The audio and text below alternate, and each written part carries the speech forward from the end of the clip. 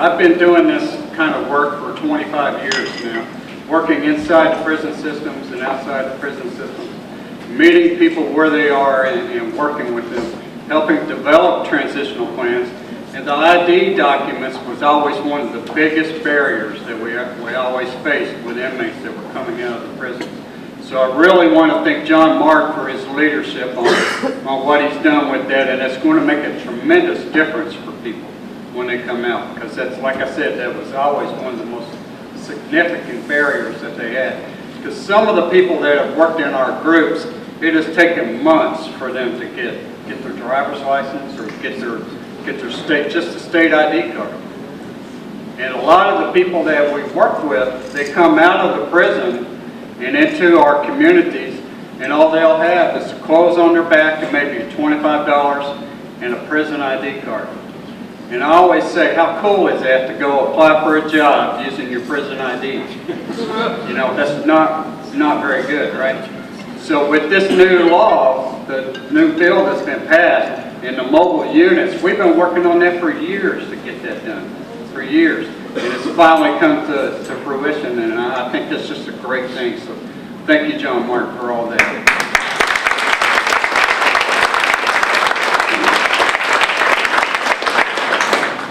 So at Mission Behind Bars and Beyond, we're kind of a unique organization. We're a faith-based group, but, you know, as Sherry says, I'll bring the heat when it's needed, when we're working in our groups and so forth, and keep people focused and keep them on task and so forth. But we train our mentors to work with individuals to meet them where they are. And we just connected a lady in Louisville that came from the federal prison system from Lexington, and she released up here on March the 13th. And she asked to work with one of our groups up here before she left. And so she started connecting with Dan West and his group over here, and she'll be starting with them on Monday next week. So that's a really good thing. So thank our volunteers like Dan for that. So programs like ours are possible with your generous support of time, finances, and expertise. You know, we're always looking for people to help us do programs. We're always looking for volunteers to help us with teaching and classes. We did classes in Dearson Center, and we're working on other projects that we have going around the state. But we work a lot in Lexington and Louisville. That's where our biggest focus is, the metropolitan areas of the state, and that's the biggest focus of our efforts. So I want to move into to introduce our next speaker. It's kind of a story with Patrick Healy. Patrick came to us about a year ago. I got a phone call from a re-entry coordinator in a federal prison in Ashland. She said, I got a guy that's coming out, and he really needs help. He doesn't have any family support. He doesn't have much of anything. So Patrick came to the halfway house, and we got connected. And once you come to the halfway house, you have to stay there about 2 weeks before they'll let us come in and start working with them. So after Patrick got through his orientation period and so forth, we began working with him. It's been about a year. In April will be about a year when we started working with Patrick. But Patrick was such a motivated individual, and still is, that as soon as he got out, he found a place that had a bicycle ministry. And he got a bicycle, and he got 2 jobs, and he was working 2 jobs, and he was riding that bicycle after dark from the halfway house to the job site and places, dodging cars on the highway and everything like that. But he was so focused on making a success. And then, you know, working with one of our nurture support and accountability groups, it was just a joy to work with him. It's just a joy to work with Sherry. And it's a joy to work with all the people that we work with, because they want our help, they ask for our help. People that work with them inside the correctional facilities ask us to work with them because they need the help. And so we are thrilled to be there to help them. And so without much, I'll go on all night, we don't want that. But I just want to introduce you to Patrick Healy, and he has a wonderful story. You'll enjoy this.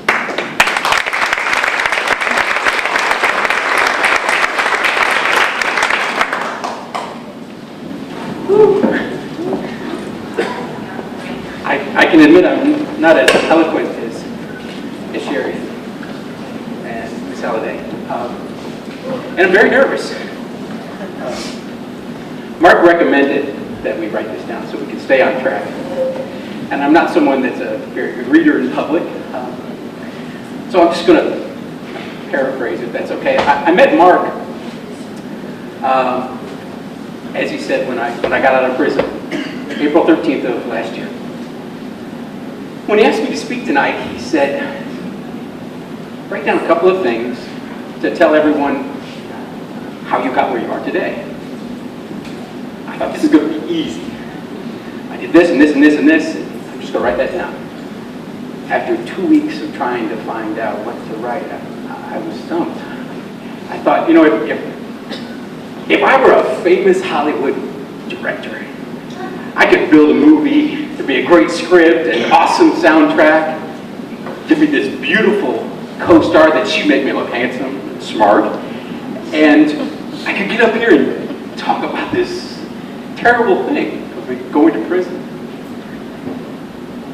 But I'm not famous. I'm not a director. I'm not smart, nor am I handsome. But I am a convicted felon. I'm still nervous. I spent 49 months at the Federal Correctional Institute in Ashland. I was released on April the 13th with a cardboard box with 6 pair of underwear, t-shirts, a hand-me-down sweatsuit, and flip-flops. You've got to have flip-flops in prison. You don't go in the shower without them. And $5.18.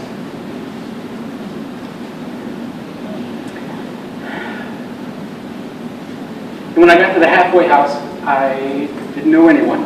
I asked for some help. Sorry, folks.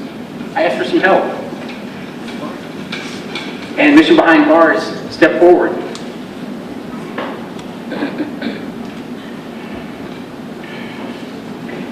This life of prison was not the way my life always was.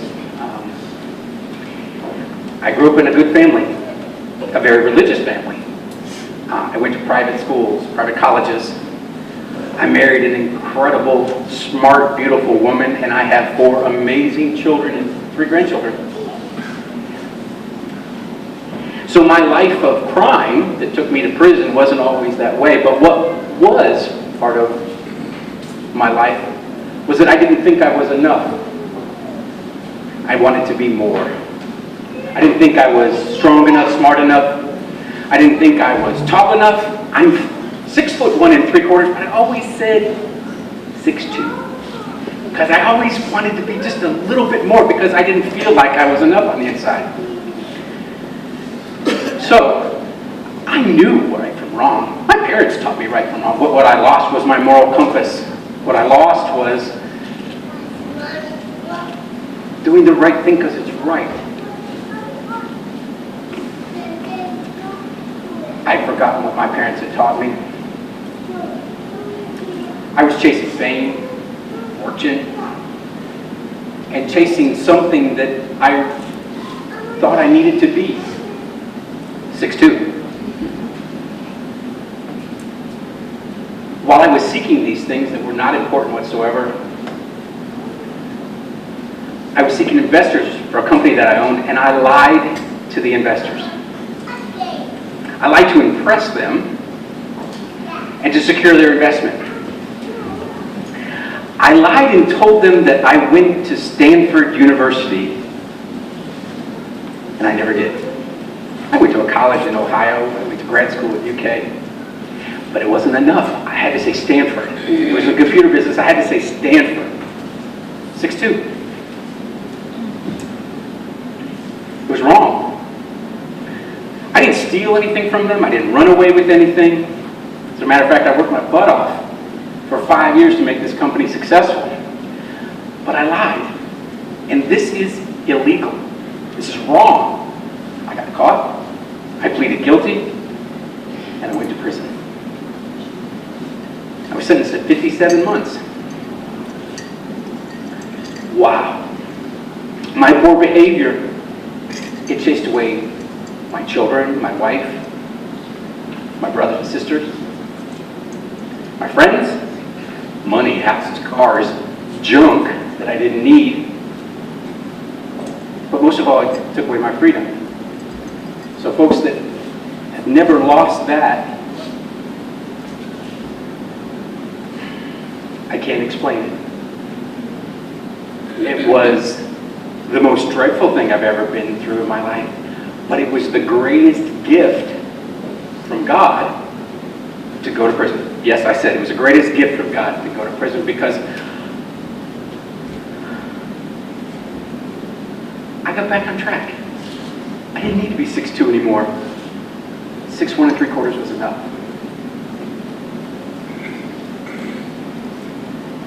When I left prison, I was broken. But I had my faith in God that He was with me. He'd never left me. I may have gone astray, but He never did. The people in my life, may have given up on me, but He never did. Can you hear me? Sorry. He never did. My first week at the halfway house, Mark Johnson came to see me. And I'd been recommended by a guy named Scott Butcher, which, as Mark said, he was the release coordinator in Ashland. Mark and his group recommended me, took me into their lives in Mission Behind Bars, or MB3, whatever you want to call it. I entered MB3. I knew how to get a job. I got 2 jobs. I got a 3rd job. I knew how to get a job. I knew how to get my driver's license. It did take me 4 months, but I knew how to get a driver's license, a bank account. But they knew this. Mark, Levis, Glenn, they knew that I knew how to do those things. Something else that they knew that I didn't is that I needed a family. I needed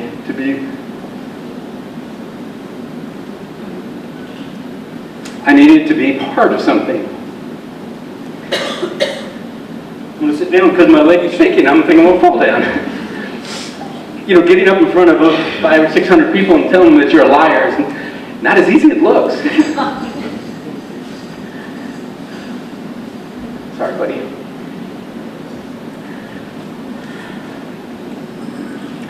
They're my family. I need someone to count on. I needed someone that I could rely on. I didn't need a ride to work. I'm 53 years old. I'm healthy as a horse. I'll ride 20 miles a day, and I did. 20 pounds less ago, but I did. Because I knew how to do those things, but I didn't know how to trust someone or to love someone. Every week, that wonderful lady over there in the classes made me a family meal, and I ate it every week. It was the most nourishing thing I'd ever had, because it wasn't about the food, it was about my family, my MB3 family. My family that came in and out every single week to see me, to nurture me. They came every single week.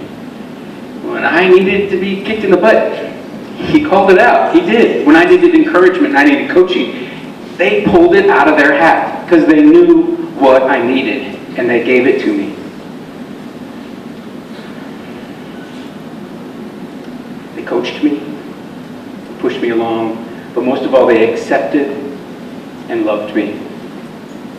So Mark, Lise, and Glenn, and Janet, and Tina, who are not here, they demonstrated I was good enough. 6'1 3/4, 6'2", who cares? I was good enough. It really mattered to somebody.